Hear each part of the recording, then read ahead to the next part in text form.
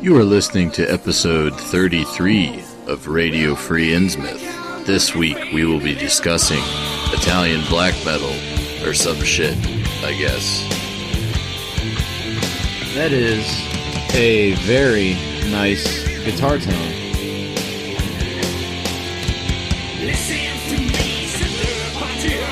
And the vocals are rather idiosyncratic, but I think they're pretty good.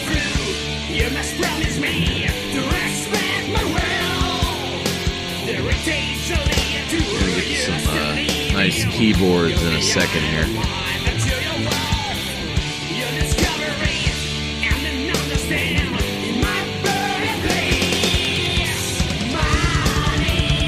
There we go. Very good stuff. So this week, since I saw Mortuary Drape in concert a couple weeks ago, I thought we would do a special on Italian black metal. And to start off with Italian black metal, you got to go back to the early 80s with the band Death SS. Oh, God! Oh, calm your tits, Herschel. SS stands for the main guy behind the band, Stefano Silvestri. So, nothing really terribly Nazi-ish there. Their whole shtick was that they all dressed up like monsters from the different Universal movies. So you have like a guy that looks like the Mummy. There's a guy that's like a vampire. There's a dude that's like a Dracula, you know, like there's a fucking Grim Reaper guy. And they were kind of cool. They were definitely in the Merciful Fate, King Diamond school of very heavy metal influenced black metal, important to the early development of the genre. Around the same time, you also had Bulldozer, who did a song called Whiskey Time that Darkthrone covered later on. And one of the more important members of the Italian black metal scene in the 80s was a band called Schizo, who were always on Thought Patrol.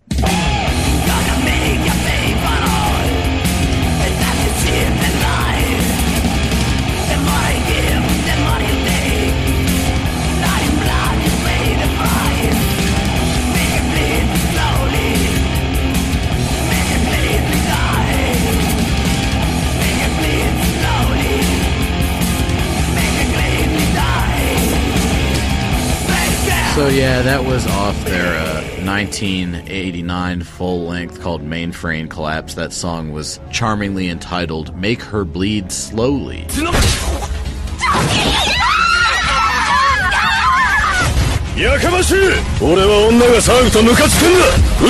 And not only were these guys hardcore misogynists, but also they dabbled in right-wing politics a bit, put a swastika on the cover of their demo, and did a song called Nazi and Proud. Boy, never forget, 6 trillion of the chosen peoples were killed by Aryan monsters such as yourself. Please ignore the other massacres of the 20th century. They're insignificant compared to the Shoah. Oh, yeah, I myself was gassed over 6 billion times, and it gave me the most terrible fibromyalgia. So there's been a right-wing tinge lurking in the depths of Italian black metal since its inception. But funnily enough, the band I went to go see a couple weeks ago, Mortuary Drape, who've also been around since the 80s, don't really have a lot of political stuff going on. Instead, they're more focused on making very intricate and technically complex black thrash, which can be heard on their second album, Secret Sudaria, very well. So you've heard of palm-muted triplets, I'm assuming. Mortuary Drape takes it several steps farther and does like palm-muted quadruplets or something, I don't know, crazy palm-muted buzzing noises played very fast and in a brutal manner. Plays very well in a live environment.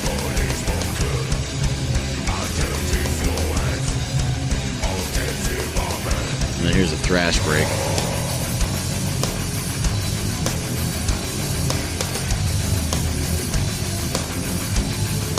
So that was them at kind of their most primitive and raw.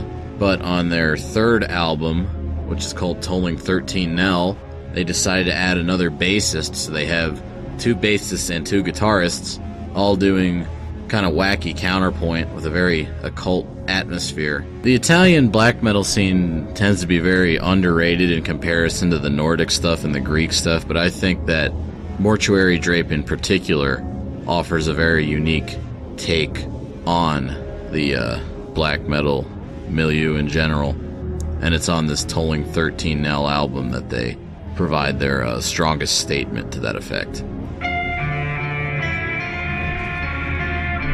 So you can hear them using some weird harmonics on the 2 basses and the 2 guitars in the intro to this song, which is called Lyre Jubileum. Also, interesting use of ambient percussion, where they just do a single snare hit with a bit of reverb on it.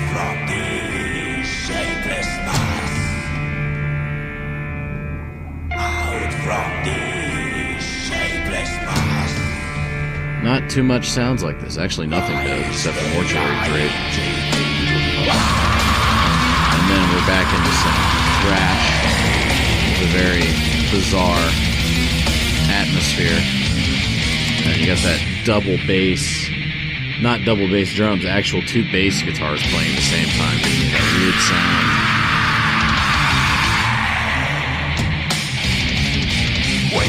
It's interesting that they went with that bass-heavy sound. It kind of is in parallel to Necromania, who we covered on the Greek black metal episode.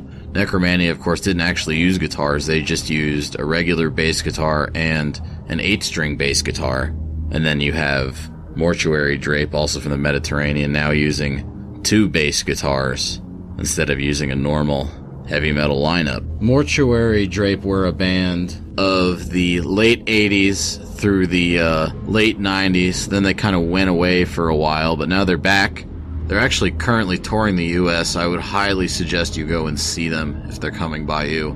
During this time period, we also had Necromass,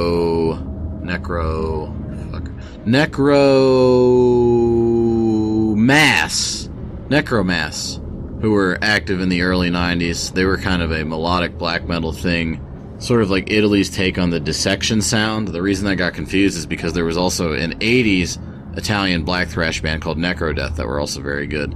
Necromass, unfortunately, is rather overlooked nowadays, but some of the guys that were in Necromass back in the day now have a new band called Altar of Perversion that's getting a lot of play amongst the heavy metal elite currently. So, good for them, I guess. But mainly, I wanted to talk about Spite Extreme Wing this week.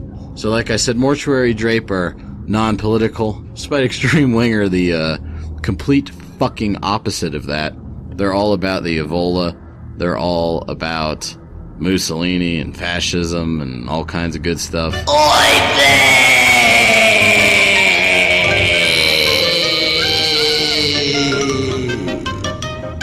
Spite Extreme Wing's whole shtick is that they were anti-depressive black metal. So depressive black metal was a big trend of the early through mid-2000s, where you had slow, sad-sounding black metal with very vocals over it, and they were all lyrics about suicide and shit. And I wasn't a huge fan, outside of like Bethlehem and Weakling is pretty good, I guess, but whatever. It's not the best thing ever. And it goes against the original martial spirit of black metal, which, through their open embrace of fascism and use of major keys and a generally brighter guitar tone, Spite Extreme Wing were attempting to recapture.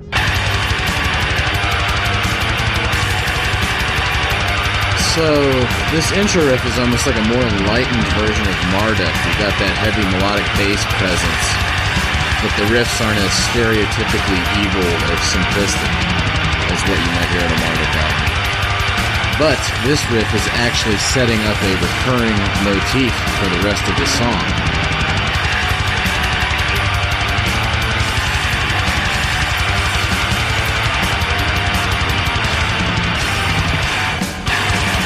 And now we're into the anti-depressive black metal.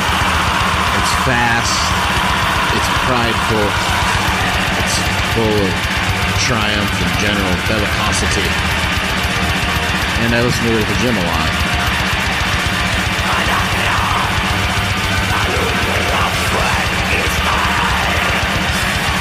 And you're going to see after this, they're going to go back into a recapitulation and readjustment of that initial motif played in a new guitar style. It's like that little arpeggio played under it with a clean guitar. And that's kind of how this whole song goes. This would be the first full song after the intro and their first demo. So very good production for the first demo of a band. So the cool thing about Spite Extreme Wing is that they were heavily influenced by fascism to the point where they even started their own little miniature scene in Italy that was called the BMIA, Black Metal Invita Armata, which also included Black Flame, Frangar, Galaverna, Gladio, Hiems, Hirthus, Janus, and Tronus Abyss. So these guys were a major force in reigniting black metal in the late 90s and early 2000s. They did a lot of things where they brought back old black metal traditions and did them in new ways. For instance, on their first album, Non Duvcor Duco, they had a song called Desperazione that, like Quintessence before it, which was an old Darkthrone song, you could see why they called theirs Desperation. The Darkthrone one's just called Quintessence, one big abstract noun, so it's an obvious reference. They base it all around one riff and then just shift sound layers over it, but they're doing it in their own way instead of just copying Darkthrone. So it's tribute without shamelessly ripping it off. And even though it's all based around one general riff, there's a lot of things going on inside it, like the bass providing a counterpart to everything, the very heavy tone. And you have them using the notes of the bar chords in the initial part of the riff, and then contrasting that with a very primitive at the end of it, over which they'll layer different sounds over the course of the song. Like you can see some keyboards coming in, fading in the background. You can also see the bass modifying its counter melody slowly. Later on, they fade out different lead guitar stuff over it.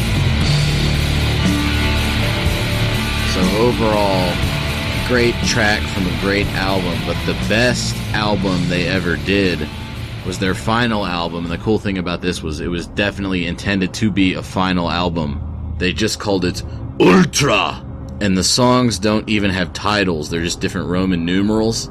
They took the antidepressive thing to its highest extent to where there's like tons of actual major key shit going on. They also cover a Misfits song and a Beatles song. Guess which one? It's Helter Skelter, Reed Siege, etc., blah, blah, blah, whatever. But very good album that does a lot of interesting kind of motif development in that general guitar style that they'd been working on over their short career.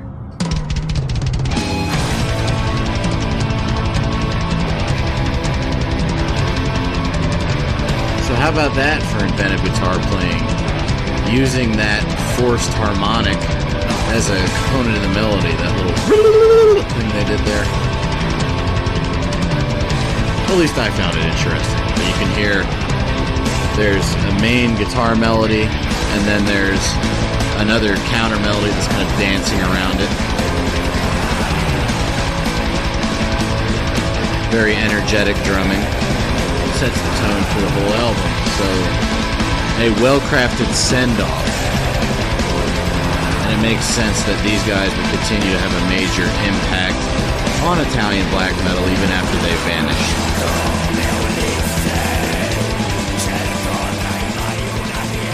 So later on, we get another band picking up in the footsteps of the Spite Extreme Wing style. This guy was, I think it was a one-man band. He might have had a session drummer. But they were called Fourth Monarchy. Oh God, wait a minute. Monarchy is a synonym for kingdom. And kingdom, in German, is Reich. What do they mean by Fourth Reich? What was the third monarchy? Oh God!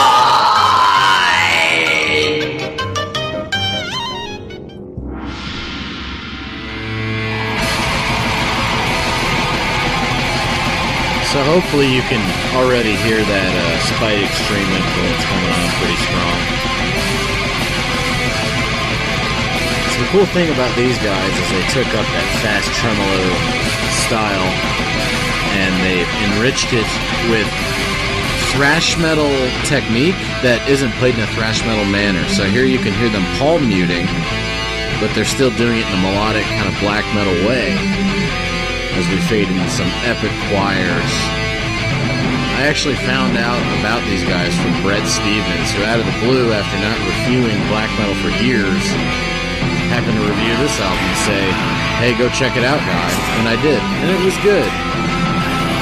Unfucking fortunately, Fourth Monarchy hasn't done anything since this album, which came out in 2007, so rip, I guess. Fuck. They could have used more material like this. You're still out there. Put out more stuff. I like this a lot. And nobody gave this album the time of day when it came out. And so you can get it pretty cheap now because nobody fucking knows about it. So there's that, I guess. So lastly, we have my favorite currently active Italian black metal band and one of my favorite currently active black metal bands in general. These guys, or rather, just one guy at this point, is called Infamous, which is a rather unassuming name for a very unorthodox and unique sounding band, who I also found out about from Brett Stevens. So these guys are also, you know, fashy and all that. He did an interview with Brett Stevens where they talked about how the influence on how he arranges riffs is very emblematic of Eyyyyyy, which were a very minimalist black metal band from Norway, who were big about having this really nasty drum sound that kind of cut through everything in almost grindcore style song structures that were very repetitive and droning.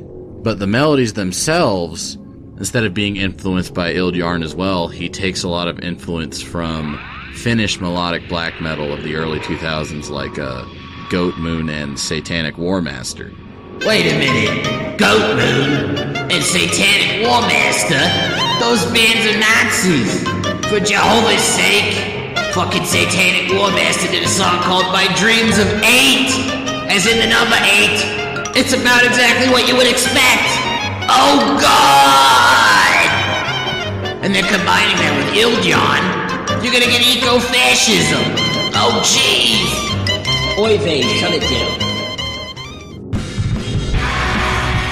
So you can hear that Finnish style of melodic black metal guitar, but instead of normal black metal drumming, they've gone with this ultra simplistic 1-2 beat that almost has an industrial tinge to it. So it's hammering out this hypnotic beat and playing these slowly encircling melodies over it. This is from their third full length called Il Tempesta, The Tempest. What is The Tempest? Well, according to the man behind the band, Tempesta is a radical hate declaration against all the subhumans defeated by the disvalues of this decaying modern society. I hope, therefore, that a tempest will destroy everything that continues to infect our blood and minds. And that's definitely the atmosphere you get from this ultra-simplistic but very beautiful black metal awash with ambience and brutality. A storm wiping out the ruins of a decayed human civilization. So in the booklet of this album, he put 2 Italian phrases which have been translated into English that he says sum up the concept behind his band. Let the others go through the ways of infamy. So that's where you get the Infamous title for the band. He goes on to say, you have bowed enough to the merchants. Now it's time to stand up. You have to defy rats and worms that are at your feet. Uh-oh. So yeah, obviously this band is full of very bad goys, and I'm glad that they're out there putting out this kind of black metal. The Tempest isn't just wiping out the ruins of society, it's a statement against the overall decay of black metal, which is why I think Brett Stevens in particular appreciates this band. So that was a basic overview of Italian black metal. If any of that sounded interesting, be sure to check those bands out, particularly Infamous, since they're still around and putting out great music. Until next time, this has been Radio Free Innsmouth.